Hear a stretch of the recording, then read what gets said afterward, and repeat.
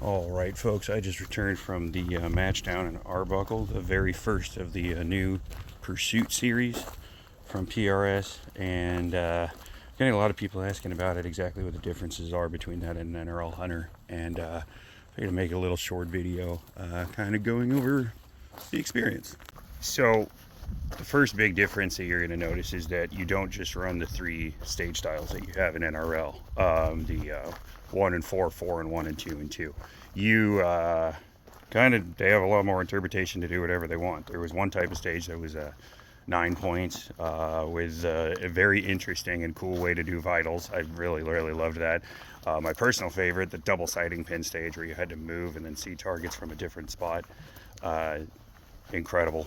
And yeah, and then having to shoot things in weird orders and stuff like that, which if you're an idiot like me, you shot every single one of those out of order. But it was fun. It was different. It was interesting. There was still the 2 and 2s and stuff like that. I mean, he did, use some of the classic hunter format that we've all come to know and love, but it was a little bit more thought-provoking and interesting, and definitely difficult thought-wise when you had to approach the stage.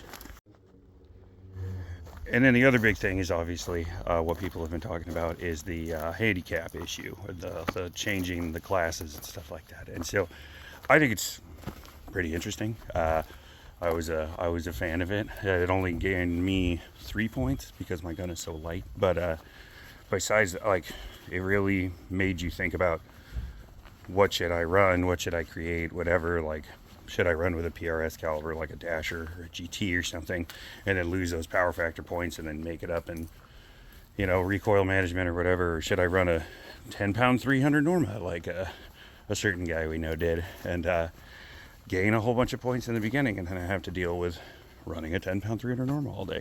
It makes it a little bit more interesting and different than everybody just building a 15.99 pound 25 Creed. Now the big thing people keep asking is it better? Is it worse, or is it better? I think comparing them is not good. I think that this feels like a pro series. It doesn't feel like a introduction series, and NRL definitely caters to new shooters. I don't think anybody would disagree with that.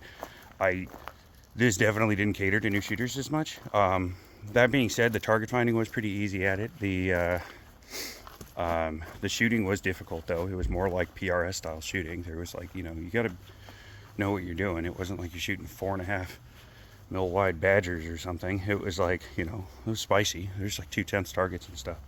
But I think that it'll just come down to the match director. I don't think that it's better or worse than NRL. I think it's just going to have to do with if you have an uninspired match director doing this and has all the creativity in the world, and then they do something stupid and annoying. I'm not going to want to shoot that. I'd rather have, somebody run a more classic NRL match that is going to just do something creative and interesting, And then obviously my personal favorite thing, which is an NRL mainstay, and I don't know how Dan got Ken on board to do it, but the shooting ROs thing, obviously, if you know me from matches, you know that I shoot very little where I don't RO. I almost always RO, and I'm kind of known as that guy. So I'm very happy that you could do that in this PRS sport. If PRS Pro matches allowed that, I probably would shoot more of them, because I currently don't shoot any because they don't, and match fees are just really expensive, and ammo already costs too much. I'm not gonna, and now gas. So overall thoughts on this first one, though, incredible. It was awesome. It was so much fun. I did so bad and just got skull dragged, and not happy with my placement, not happy with the mistakes that I made. It was just all mental stuff, and but I loved it. It's like you walked off a stage doing poorly and you still had fun because you're like, man, what a good design stage. It's better than cleaning a stage where you're like, really lucky I didn't hit that tree branch or something. And so when it's like a poorly designed stage, And so I think that overall, I think that obviously this match probably was pretty much set to go good from the beginning, because Dan is just an incredible match director and an incredible shooter and a rad dude to begin with, and then the support that he had with MDT behind it and everything, of course this thing was set up for success. Moving forward, I don't know, it'll be interesting. I think I'm really excited to see what they do with it. Really excited to see what kind of venues and the different kind of spins that match directors have. The open nature of it is, I think, going to lend itself really well to creativity, though it could lend itself to